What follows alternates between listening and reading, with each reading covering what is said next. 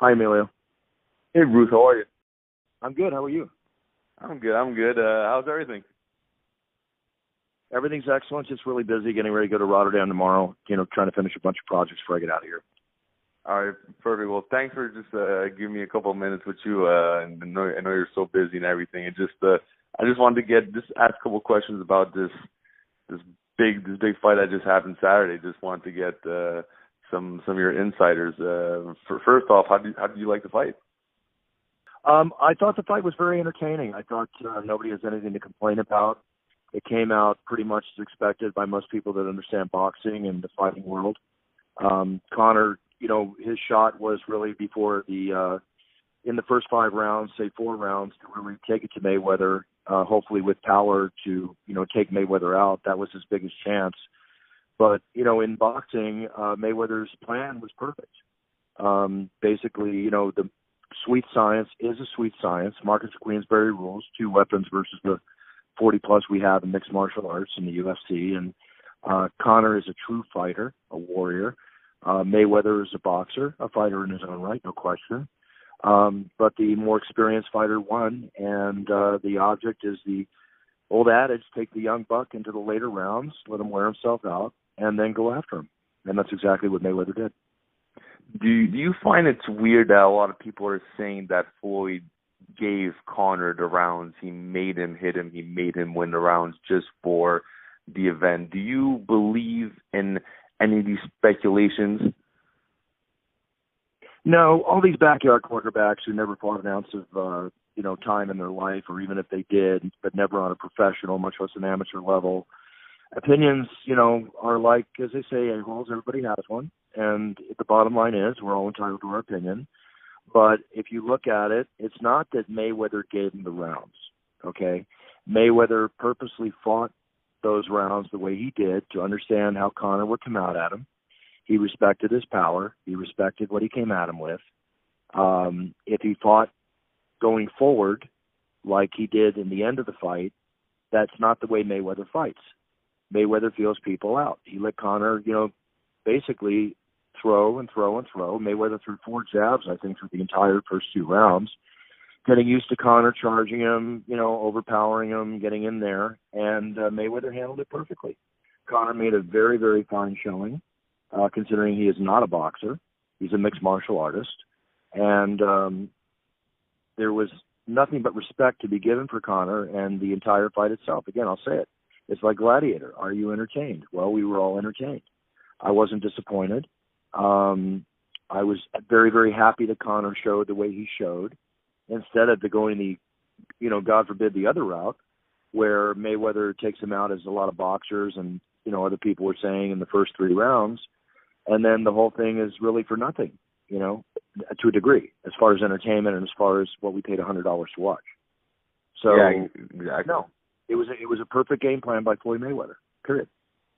Do you think that this fight was bigger more for the UFC, or did it give people, because since we know boxing, you have Manny Pacquiao, who's in the end of his career. Floyd is now officially retired. And you have amazing fights for boxing coming up, but the UFC is starting to rise up bigger, and people are saying that boxing is a dying breed. Do you believe that this fight was bigger more for mixed martial arts or for boxing? I think it was pretty much big for both sports. I mean, what it did is it brought boxing eyes onto mixed martial arts. It brought mixed martial arts eyes onto boxing, because young people these days are more tuned to mixed martial arts. The 18 to 34 crowd is much more into mixed martial arts than they are into boxing, at least in the United States. That's my opinion. Boxing is still very successful. Boxing is one of my favorite sports of all time. They're apples and oranges. You should never compare them.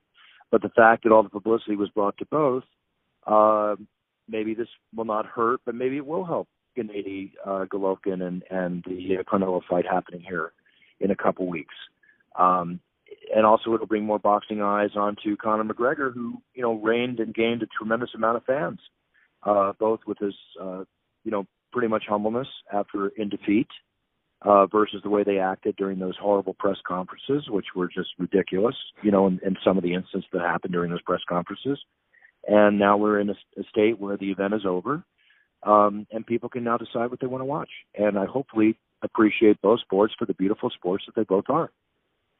Yeah, you said it well. Now that Conor gained so much, more publicity than the UFC, he's now a mega global superstar.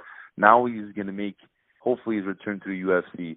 Is there somebody that you would like to see him face off, especially a man in your position who knows these fighters and who has the best seat in the house? Do you have any idea of somebody that you would like Conor to fight next?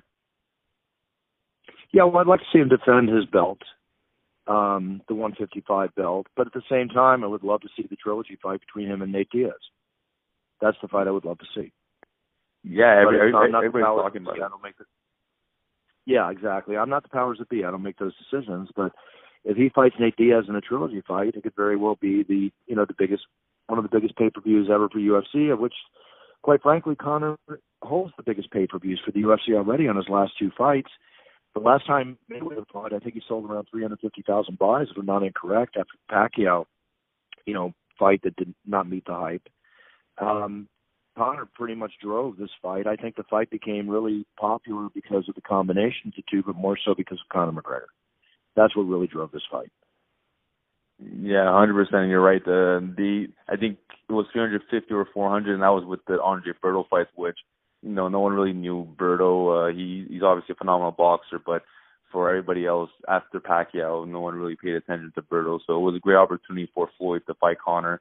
They get the pay-per-views, and I'm itching for the Nate and Conor trilogy. That'd be amazing. And I know you're busy, so I have just one more question.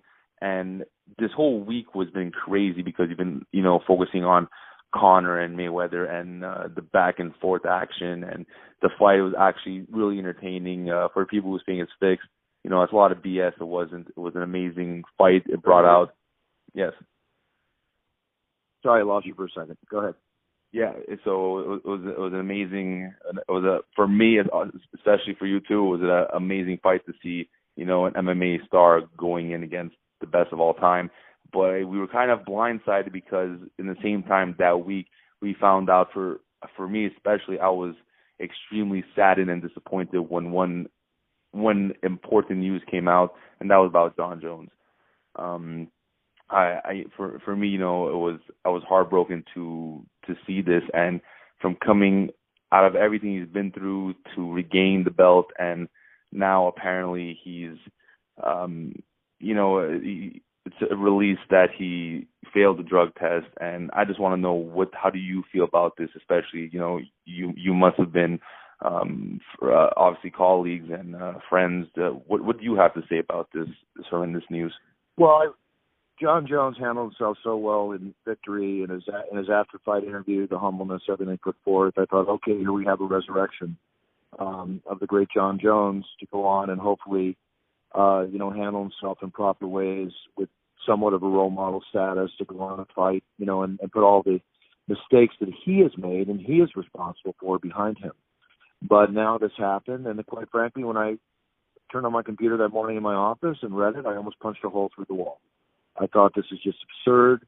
I can't sit here and sympathize anymore for the situation. He's in danger of being suspended for 4 years, which is a loss of anywhere from $50 to $100 million in personal revenue for him, not counting the tens and hundreds of millions for the UFC to continue running the organization, worldwide. And it's just it's tragic. It's tragic, and it's we can only say that one result, but there's nothing positive about it whatsoever. So that's all I can say. Very disappointing. Very disappointing.